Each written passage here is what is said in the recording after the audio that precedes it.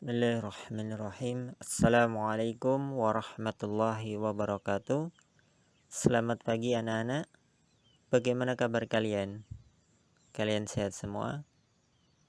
Alhamdulillah. Hari ini Rabu 25 November tahun 2020. Kita akan belajar tema yang kelima, subtema yang ketiga, pembelajaran yang ketiga dan keempat. Mari sebelum materi Pak Danang sampaikan, kita memohon kepada Allah agar diberi kemudahan sehingga kalian mampu memahami apa yang akan Pak Danang sampaikan melalui video ini. Mari kita berdoa. Berdoa mulai. Selesai.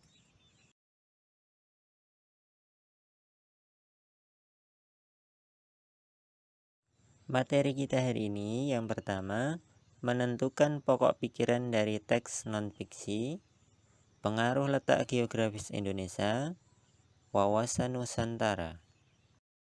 Perhatikan letak negara Indonesia yang terletak di antara dua benua dan dua samudera. Tentu saja, letak negara Indonesia sangat menguntungkan bagi negara Indonesia.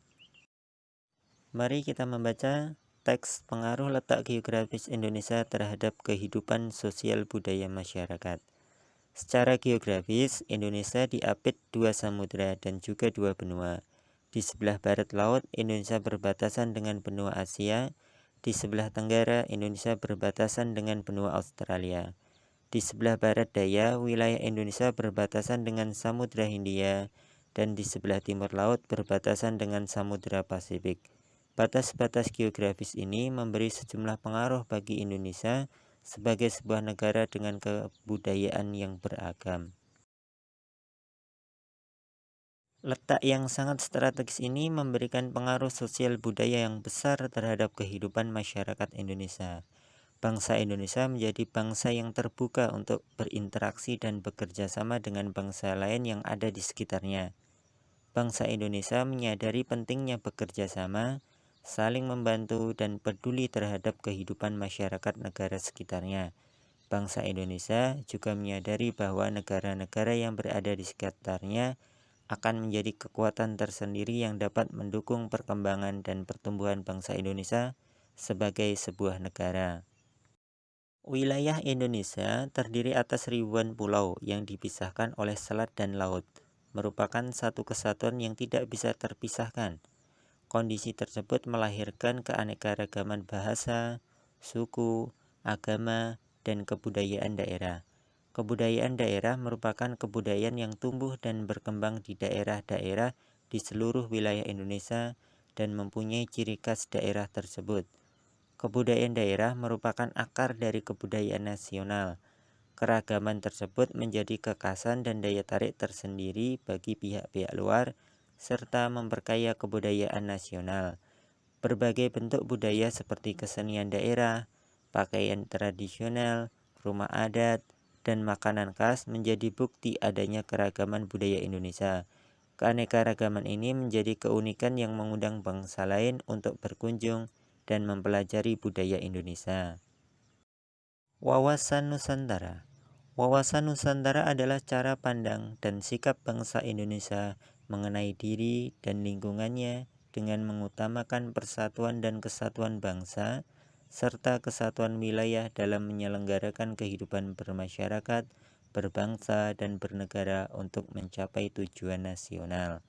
Dalam pembangunan nasional, wawasan Nusantara mencakup perwujudan Kepulauan Nusantara sebagai satu kesatuan politik, sosial, dan budaya, ekonomi, serta pertahanan dan keamanan. Dalam kesatuan ekonomi, wawasan Nusantara mencakup hal-hal sebagai berikut. Pertama, semua kekayaan yang terdapat di wilayah Nusantara merupakan modal dan milik bersama bangsa.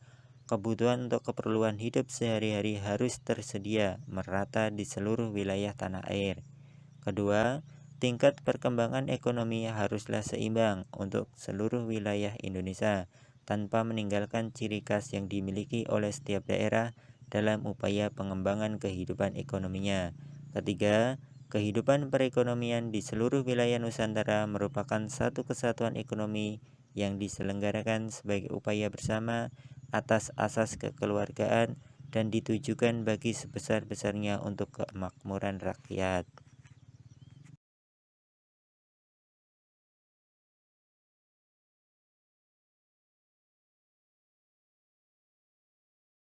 Setelah kalian menyimak apa yang Pak Danang sampaikan, tugas untuk kalian yang pertama, tulislah pokok pikiran paragraf pertama dari teks bacaan pengaruh letak geografis Indonesia terhadap kehidupan sosial budaya masyarakat. Yang kedua, sebutkan batas-batas geografis negara Indonesia. Dan yang ketiga, apa yang dimaksud dengan wawasan Nusantara. Alhamdulillah, materi sudah Pak Danang sampaikan. Semoga kalian dapat memahami apa yang Pak Danang sampaikan melalui video ini. Jangan lupa sholat tepat pada waktunya, tetap jaga kesehatan, dan tetap semangat untuk meraih cita-cita kalian. Kita tutup kegiatan pada hari ini. Wassalamualaikum warahmatullahi wabarakatuh.